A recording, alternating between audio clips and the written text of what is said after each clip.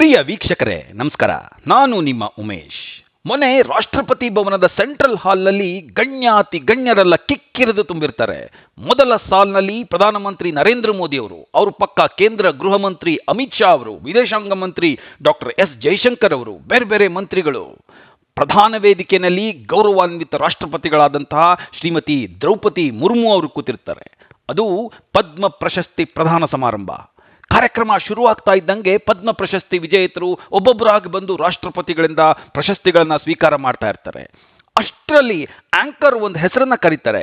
ಆ ಹೆಸರು ಕೂಗ್ತಾ ಇದ್ದಂಗೆ ಇಡೀ ಸೆಂಟ್ರಲ್ ಹಾಲ್ನಲ್ಲಿದ್ದ ಗಣ್ಯರು ಜೋರಾಗಿ ಚಪ್ಪಾಳೆ ಹೊಡೆಯೋದಕ್ಕೆ ಶುರು ಮಾಡ್ತಾರೆ. ತಕ್ಷಣ ಬಲಭಾಗದ ವೇದಿಕೆಯಲ್ಲಿದ್ದ ಒಬ್ಬ ವ್ಯಕ್ತಿ 4 ಹೆಜ್ಜೆ ನಡೆದು ಮುಂದೆ ಬರ್ತಾರೆ. ಕ್ಷಮಿಸಿ, ನಡೆಯೋದಕ್ಕೆ ಅವ್ರ ಹತ್ರ ಕಾಲ್ಗಳೇ ಇರೋದಿಲ್ಲ. ಎಲ್ಲರಿಗೂ ಕೈ ಮುಗಿಯೋದಕ್ಕೆ ನೋಡ್ತಾರೆ. ಅವ್ರ ಹತ್ರ 2 ಕೈಗಳೇ ಇರೋದಿಲ್ಲ, 2 ಕಾಲು ಇಲ್ಲ, 2 ಕೈಯೂ ಇಲ್ಲ. ಅಲ್ಲಿದ್ದ ಗಣ್ಯರೆಲ್ಲ ಅವಾಕ್ಕಾಗ್ಬಿಡ್ತಾರೆ. ಕೆಲವೇ ಕ್ಷಣಗಳಲ್ಲಿ ಆ ವ್ಯಕ್ತಿ ತನ್ನ 2 ಮಂಡಿಗಳನ್ನು ಊರಿ ಮೊದಲ ಸಾಲಿನಲ್ಲಿ ಕುಳಿತಿದ್ದಂತಹ ನರೇಂದ್ರ ಮೋದಿ ಅವರ ಹತ್ರ ಬರ್ತಾರೆ. ಅವರ ತೊಡೆ ಮೇಲೆ ತಲೆ ಇಟ್ಟು ನಮಸ್ಕಾರ ಮಾಡ್ತಾರೆ. ಪಕ್ಕದಲ್ಲಿದ್ದ ಅಮಿತ್ ಶಾ ಅವ್ರಿಗೂ ನಮಸ್ಕಾರ ಮಾಡ್ತಾರೆ. ಸಾಮಾನ್ಯವಾಗಿ ವಯಸ್ಸಾದ ಹಿರಿಯರು, ದಿವ್ಯಾಂಗಿಗಳ ಸಹಾಯಕ್ಕೆ ಅಂತ ಹೇಳಿ ಸೆಂಟ್ರಲ್ ಹಾಲ್ನಲ್ಲಿ ಒಂದಷ್ಟು ಮಂದಿ ರಾಷ್ಟ್ರಪತಿಗಳ ಸಹಾಯಕರಿರ್ತಾರೆ.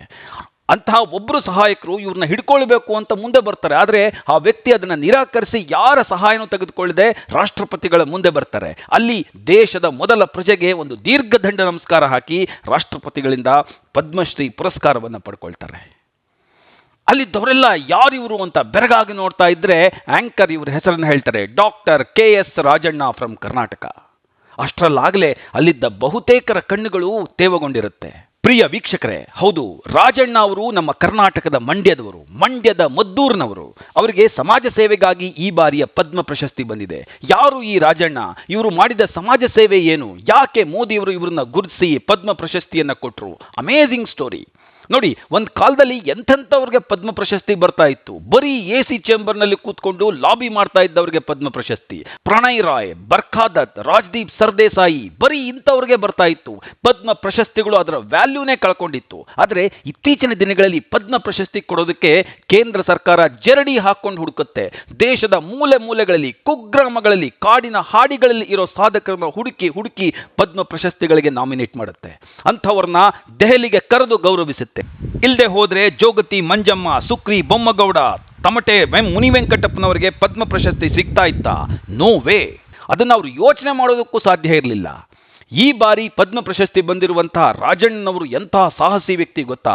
ಅವರ ಬದುಕಿನ ಹಾದಿಯನ್ನು ನೋಡಿಬಿಟ್ರೆ ಕೈಕಾಲುಗಳಿರೋ ನಮ್ಮಂಥವ್ರಿಗೆ ನಾಚಿಕೆ ಆಗ್ಬಿಡುತ್ತೆ. ಅರೆ, ಸಾಧನೆ ಮಾಡೋದು ಅಂದ್ರೆ ಹೀಗೆ ಮಾಡಬೇಕಪ್ಪ ಅನ್ಸುತ್ತೆ. ನೋಡಿ, ರಾಜಣ್ಣವರು ಮದ್ದೂರಿನ ಒಂದು ಕುಗ್ರಾಮದಿಂದ ಬಂದವರು. ಅವ್ರದ್ದು ರೈತ ಕುಟುಂಬ, ಮನೆಯಲ್ಲಿ ಬಡತನ. ಬಾಲ್ಯದಲ್ಲೇ ಪೋಲಿಯೋ ಅಟ್ಯಾಕ್ ಆಗಿ ಅವರು 2 ಕೈಕಾಲುಗಳನ್ನ ಕಳ್ಕೊಂಡ್ಬಿಡ್ತಾರೆ. ಅವರು 7 ತಿಂಗಳಿದ್ದಾಗ ಅವರಿಗೆ ಪೋಲಿಯೋ ಅಟ್ಯಾಕ್ ಆಗುತ್ತೆ. ಮನೆಯಲ್ಲಿ 7 ತಿಂಗಳ ಮಗು ಒಂದು ದಿನ ಇದ್ದಕ್ಕಿದ್ದಂತೆ ಕಿರ್ಚಾಡ್ತಾ ತೆವಳ್ಕೊಂಡು ಕೈಕಾಲು ಆಡಿಸ್ಕೊಂಡು ಪಾದರಸದ ರೀತಿಯಲ್ಲಿ ಓಡಾಡೋದಕ್ಕೆ ಶುರು ಮಾಡಿಬಿಡುತ್ತೆ. ಅಪ್ಪ ಅಮ್ಮನಿಗೆ ಆಶ್ಚರ್ಯ. ಒಂದು ಮಗು ನಡೆಯೋದನ್ನ ಕಲಿಯೋದು ಹೇಗೆ? ಒಂದೊಂದೇ ಹೆಜ್ಜೆ ಇಡ್ತಾ, ಅಂಬೆಗಾಲಿಡ್ತಾ ನಡೆಯೋದನ್ನ ಕಲಿಯುತ್ತೆ. ಆದರೆ ಈ ಮಗು ವಿಚಿತ್ರವಾಗಿ ಓಡಾಡ್ತಿದೆಯಲ್ಲ ಅಂತ ಅಪ್ಪ ಅಮ್ಮನಿಗೆ ಅನುಮಾನ.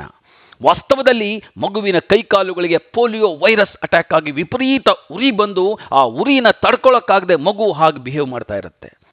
ನೋಡ್ತಾ ಇದ್ದಂಗೆ ಕೆಲವೇ ದಿನಗಳಲ್ಲಿ ಮಗು ನೆಲಕ್ಕೆ ಕುಸಿದು ಬಿಡುತ್ತೆ. ಅಪ್ಪ ಅಮ್ಮನಿಗೆ ಅಜ್ಞಾನ, ಬಡತನ.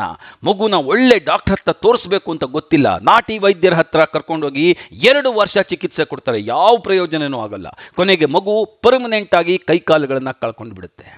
ಆದರೆ ಆಶ್ಚರ್ಯ ಅಂತಂದ್ರೆ ಮಗು ಬೆಳೀತಾ ಬೆಳೀತಾ ಕೈಕಾಲುಗಳಿಲ್ಲದೆ ಹೋದರೂ ಸಾಮಾನ್ಯ ಮಕ್ಕಳು ಮಾಡೋ ಎಲ್ಲ ಕೆಲಸವನ್ನು ಮಾಡೋದಕ್ಕೆ ಶುರು ಮಾಡುತ್ತೆ. ಜೊತೆ ಹುಡುಗರ ಜೊತೆನಲ್ಲಿ ಗೋಲಿ ಆಡೋದು, ಬುಗುರಿಗೆ ದಾರ ಸುತ್ತಿ ನೆಲದ ಮೇಲೆ ಬಿಡೋದು, ಮರ ಹತ್ತಿ ಮರಕೋತೆ ಆಟ ಆಡೋದು, ಕೆಸರಿನಲ್ಲಿ ಕೆರೆನಲ್ಲಿ ಈಜಾಡೋದು, ಎತ್ತನ ಬಂಡಿ ಹೊಡೆಯೋದು, ಅಲ್ಲಲ್ಲಿ ಬೀಳೋದು, ಏಳೋದು. ತಂದೆ ರಾಜಣ್ಣನವರನ್ನ ಶಾಲೆಗೆ ಸೇರಿಸ್ತಾರೆ.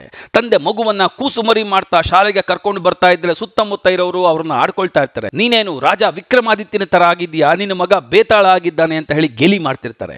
ಆದರೆ ರಾಜಣ್ಣ ಶಾಲೆಯಲ್ಲಿ ತುಂಬಾ ಚೆನ್ನಾಗಿ ಓದ್ತಾ ಇರ್ತಾರೆ. ಅದ್ಭುತವಾಗಿ ಪೇಂಟಿಂಗ್ ಮಾಡ್ತಾ ಇರ್ತಾರೆ. ಗಣೇಶನ ಹಬ್ಬ ಬಂತು ಅಂದ್ರೆ ಜೇಡಿ ಮಣ್ಣಿನಲ್ಲಿ ಗಣೇಶನ ಮೂರ್ತಿಯನ್ನ ಮಾಡ್ತಾ ಇರ್ತಾರೆ. 2 ಕೈಗಳಿಲ್ಲದೆ ಹೋದ್ರು ಎಲ್ಲ ಕೆಲಸಗಳನ್ನ ಮಾಡೋದಕ್ಕೆ ಶುರು ಮಾಡ್ತಾರೆ. ಯಾವ ರೀತಿ ಕೆಲಸಗಳು? ಸೂಜಿಗೆ ದಾರ ಪೋಣಿಸೋದು, ಟೈಲರಿಂಗ್ ಮಾಡೋದು, ಅಡಿಗೆ ಮಾಡೋದು, ಪೇಂಟಿಂಗ್ ಕೋಡಿಂಗ್ ಮಾಡೋದು, ಹೀಗೆಲ್ಲ ಮಾಡ್ತಾ ಇರ್ತಾರೆ. SSLC ಆದ ನಂತರ ರಾಜಣ್ಣವರು ಮೆಕ್ಯಾನಿಕಲ್ ಇಂಜಿನಿಯರಿಂಗ್ ಅಲ್ಲಿ ಡಿಪ್ಲೊಮಾ ಮಾಡ್ತಾರೆ. ಅನಂತರ ದಿವ್ಯಾಂಗದರಿಗಾಗೆ ತಮ್ಮದೇ ಆದ ಒಂದು ಅದ್ಭುತವಾದ ಸಂಸ್ಥೆಯನ್ನ ಕಟ್ತಾರೆ. ದಶಕಗಳ ಹಿಂದೆ ಸಣ್ಣದಾಗಿ ಚಿಗುರೊಡೆದಿದ್ದಂತಹ ಆ ಸಂಸ್ಥೆ ಇವತ್ತು ಹೆಮ್ಮರವಾಗಿ ಬೆಳೆದು ಪದ್ಮ ಪ್ರಶಸ್ತಿಯನ್ನ ಅವರಿಗೆ ತಂದುಕೊಟ್ಟಿದೆ. ನೋಡಿ, ರಾಜಣ್ಣವರು ತಮ್ಮ ಸಂಸ್ಥೆಯಲ್ಲಿ 500 ಜನರಿಗೆ ಉದ್ಯೋಗ ಕೊಟ್ಟಿದ್ದಾರೆ. ಅವರಲ್ಲಿ ಬಹುತೇಕರು ದಿವ್ಯಾಂಗಿಗಳು. ಸಾವಿರಾರು ದಿವ್ಯಾಂಗಿಗಳಿಗೆ ಟ್ರೈನಿಂಗ್ ಕೊಟ್ಟಿದ್ದಾರೆ. ಇವರ ಸಾಧನೆಯನ್ನು ನೋಡಿ 2013ರಲ್ಲಿ ರಾಜ್ಯ ಸರ್ಕಾರ ದಿವ್ಯಾಂಗಿಗಳಿಗೆ ಅಂತಲೇ ತೆರೆದಿರುವಂತಹ ಸ್ಟೇಟ್ ಡಿಸಬಿಲಿಟಿ ಕಮಿಷನ್ಗೆ ಇವರನ್ನ ಕಮಿಷನರ್ ಆಗಿ ಅಪಾಯಿಂಟ್ ಮಾಡುತ್ತೆ. ಅಲ್ಲಿ 2 ವರ್ಷಗಳ ಕಾಲ ಕೆಲಸ ಮಾಡ್ತಾರೆ ರಾಜಣ್ಣವರು. 106 ದಿವ್ಯಾಂಗಿಗಳ ಬದುಕನ್ನು ಹಸನಾಗಿಸ್ತಾರೆ. ದಿವ್ಯಾಂಗಿಗಳ ಸಮಸ್ಯೆಗೆ ಸ್ಪಂದಿಸೋದು, ಅವರ ಮನೆ ಬಾಗಿಲಿಗೆ ಸರ್ಕಾರಿ ಸೌಲಭ್ಯಗಳು ಸಿಗೋ ಹಾಗೆ ಮಾಡೋದು, ಅನೇಕ ಜಿಲ್ಲೆಗಳಲ್ಲಿ ಪ್ರವಾಸ ಮಾಡಿ ದಿವ್ಯಾಂಗದರನ್ನ ಐಡೆಂಟಿಫೈ ಮಾಡಿ ಅವರಿಗೆ ಸೌಲಭ್ಯಗಳನ್ನ ಕೊಡಿಸೋದು, ಹೀಗೆ 10 ಕೆಲಸಗಳನ್ನು ಮಾಡ್ತಾರೆ. ಇವರ ಕೆಲಸಗಳನ್ನು ನೋಡಿ ರಾಜ್ಯ ಮತ್ತು ಕೇಂದ್ರ ಸರ್ಕಾರಗಳು ರಾಜ್ಯ ಮತ್ತು ರಾಷ್ಟ್ರ ಮಟ್ಟದ ಪ್ರಶಸ್ತಿಗಳನ್ನು ಕೊಟ್ಟು ಇವರಿಗೆ ಗೌರವಿಸುತ್ತೆ.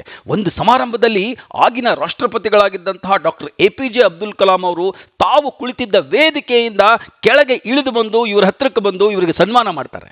ಇದಲ್ಲದೆ ರಾಜಣ್ಣನವರು 2002ರಲ್ಲಿ ನಡೆದಂತಹ ಪ್ಯಾರಾ ಒಲಿಂಪಿಕ್ಸ್ ನಲ್ಲಿ ಡಿಸ್ಕಸ್ ಥ್ರೋನಲ್ಲಿ ಚಿನ್ನ ಮತ್ತು ಸ್ವಿಮ್ಮಿಂಗ್ ನಲ್ಲಿ ಬೆಳ್ಳಿ ಪದಕವನ್ನು ಗೆದ್ದು ಭಾರತಕ್ಕೆ ಕೀರ್ತಿಯನ್ನು ತರ್ತಾರೆ. ನೋಡಿ, ನಾವು ಕೈಕಾಲುಗಳ ಗಟ್ಟಿಯಾಗಿರೋರು ಕೆಲಸ ಮಾಡೋದಕ್ಕೆ ಸೋಮಾರಿತನ ಮಾಡ್ತೀವಿ, 108 ಕಂಪ್ಲೇಂಟ್ಗಳನ್ನ ಹೇಳ್ತೀವಿ, ಎಲ್ಲವನ್ನ ಕೊಟ್ಟಿರೋ ಬದುಕನ್ನು ಬೈತೀವಿ. ಆದರೆ ರಾಜಣ್ಣನಂತಹ ದಿವ್ಯಾಂಗದರು ಯಾವ ಕಂಪ್ಲೇಂಟನ್ನು ಹೇಳದೆ ಕಾಯಕವೇ ಕೈಲಾಸ ಅನ್ನೋ ರೀತಿಯಲ್ಲಿ ಕೆಲಸ ಮಾಡ್ತಾರೆ, ಸಾಧನೆಗಳನ್ನು ಮಾಡ್ತಾರೆ, ಯಾವತ್ತೂ ದೂರ ಹೇಳೋದಿಲ್ಲ.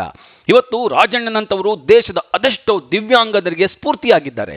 ದೇಶದ ದಿವ್ಯಾಂಗದರಿಗೆ ನಿಮ್ಮ ಸಂದೇಶ ಏನು ಅಂತ ಹೇಳಿದ್ರೆ ರಾಜಣ್ಣನವರು ಹೇಳ್ತಾರೆ, ನೀವು ದಿವ್ಯಾಂಗದರು ಕೈಕಾಲುಗಳನ್ನು ಕಳ್ಕೊಂಡಿರ್ಬೋದು, ಆದರೆ ಮನಸ್ಸು ಹೃದಯವನ್ನು ಕಳ್ಕೊಳ್ಬೇಡಿ, ಆತ್ಮಸ್ಥೈರ್ಯವನ್ನು ಕಳ್ಕೊಳ್ಬೇಡಿ, ಧೈರ್ಯವನ್ನು ಕಳ್ಕೊಳ್ಬೇಡಿ. ಜೀವನದಲ್ಲಿ ನೀವು ಏನಂದುಕೊಂಡ್ರೂ ಅದನ್ನು ನೀವು ಸಾಧಿಸಬಹುದು. ದೇವರು ನಿಮಗೆ ಅಂತಹ ಶಕ್ತಿಯನ್ನು ಕೊಟ್ಟಿರ್ತಾನೆ, ಬದುಕನ್ನು ಧೈರ್ಯವಾಗಿ ಎದುರಿಸಿ ಅಂತ ಹೇಳ್ತಾರೆ. ಇಂತಹ ಮಹಾನ್ ಸಾಧಕನನ್ನು ಗುರುತಿಸಿ ಮೋದಿ ಸರ್ಕಾರ ಇವತ್ತು ಪದ್ಮ ಪ್ರಶಸ್ತಿಯನ್ನು ಕೊಟ್ಟಿದೆ.